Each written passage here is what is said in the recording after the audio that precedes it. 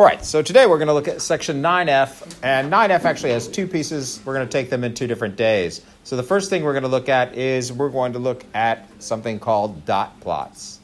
Dot plots are simply a graph that's very similar to the column chart, but instead of the height of the bar telling you what the value of the data, each data point, each piece of data will get a dot on the graph.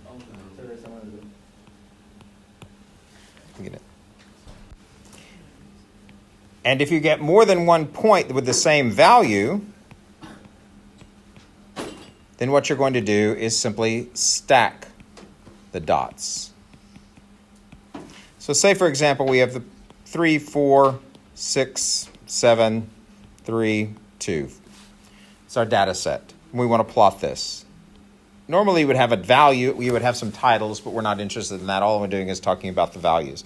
First of all, you want to do an appropriate scale.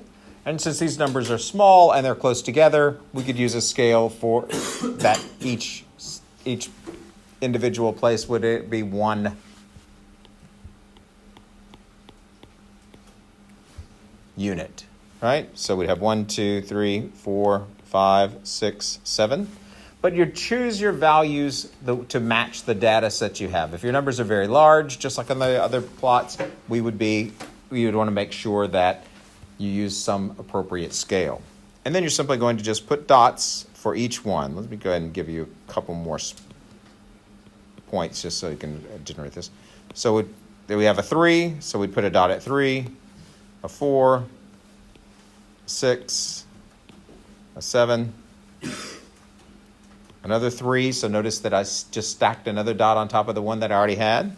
Also notice that I'm trying to make these very evenly spaced. They should be exactly the same distance between each other. Then we have a 2, another 2, and a third 2, so it goes up, and then another 4. And that is a dot plot. Doesn't get any harder than that. Now, some of these dots, you might have as many as 15, 20 values, so you just keep on stacking them depending on the number of times things happen. So you might want to mark them off as you go. Okay?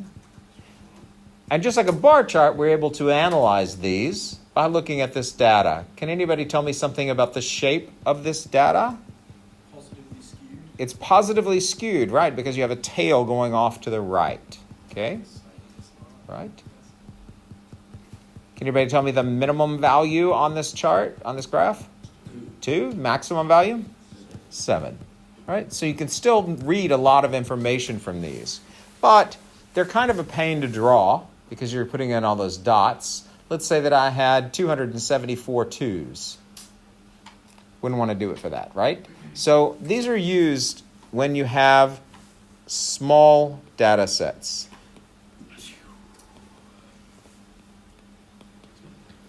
And small data sets will be defined by the textbook and by the tests. So they will decide what small data sets. I would never do this if you had more than 20 numbers probably, but you do some where you had significantly more than that. So pay close attention. It's not your call, unfortunately, but if it is your call, if it was more than 20, then I would use another method because this one gets to be a bit troublesome.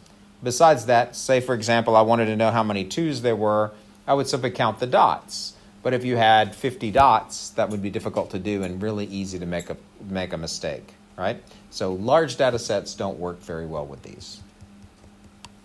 Okay? And that is all there is to creating a dot plot.